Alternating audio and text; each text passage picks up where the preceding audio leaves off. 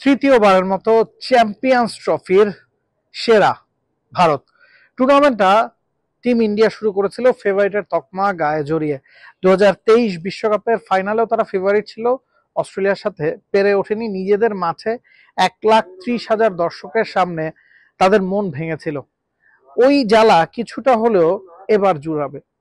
2024 টি-20 বিশ্বকাপটা রোহিত শর্মার দল জিতেছে।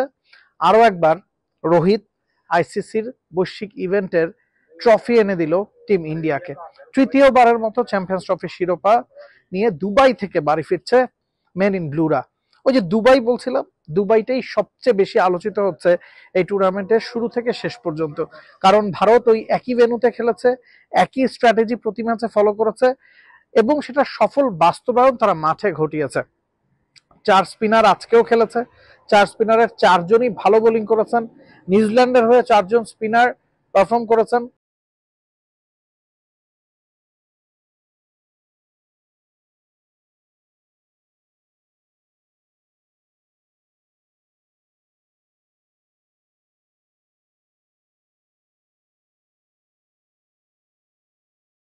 এবং দিন শেষে স্পিনারদের যারা ভালো খেলেছে তারা জিতেছে। ভারতীয় ব্যাটসম্যানরা কিউই ব্যাটসম্যানদের চেয়ে স্পিনটা ভালো খেলেছেন। বিশেষ করে তাদের যে স্ট্র্যাটেজি ছিল সেটার মাঠে এক্সিকিউশনটা দারুণ ছিল।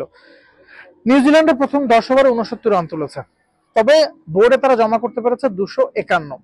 ডায়াল মিচেল মাঝখানে খুব স্লো খেলেছেন।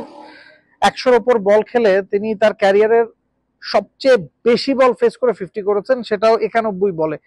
7 রানে তিনি আউট হয়েছেন। মাইকেল ব্রেসওয়েল কিছুটা লাইফলাইন দিয়েছিলেন নিউজিল্যান্ডকে তার 40 বলে 53 রানের ইনিংসটাতে। 250 পেরোয় নিউজিল্যান্ড। সে 250 কি যথেষ্ট ছিল কিনা? যথেষ্ট হতো যদি আপনি শুরুতেই রোহিত শর্মাকে আউট করতে পারতেন, সেটা আপনি পারেননি। ভারতও প্রথম 10 ওভারে 60-এর উপর রান বোর্ডে জমা করে।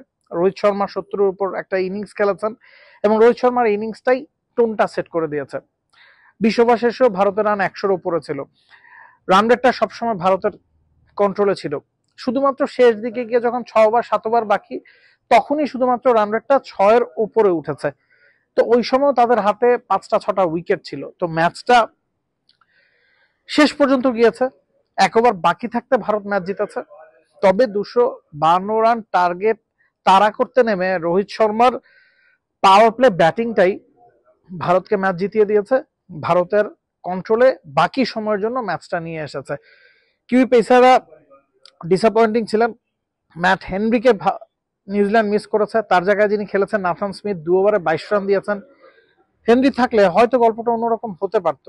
হেনরি গ্রুপ পর্বে ইন্ডিয়ার বিপক্ষে 5টা উইকেট নিয়েছিলেন। শুধু তাই না, 2019 বিশ্বকাপের সেমিফাইনালেও ভারতের টপ অর্ডার হেনরি গুড়িয়ে দিয়েছিলেন। হেনরিকে নিউজিল্যান্ড মিস করেছে, তারপরও কিছুটা মিসক্যালকুলেশন তাদের ছিল। যে উইকেটে খেলা হয়েছে সেই উইকেটে 251 রান যথেষ্ট ছিল না, অন্তত 270-80 রান করতে হতো নিউজিল্যান্ডকে। মাঝখানে 11 থেকে 40 ওভারের মধ্যে ওই 30 ওভারে তাদের রান রেট ছিল 3.5-এর কম।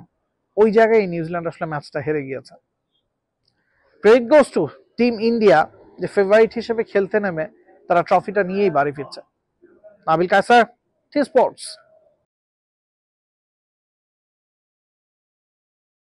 For more updates, subscribe to our YouTube channel and click on the bell icon.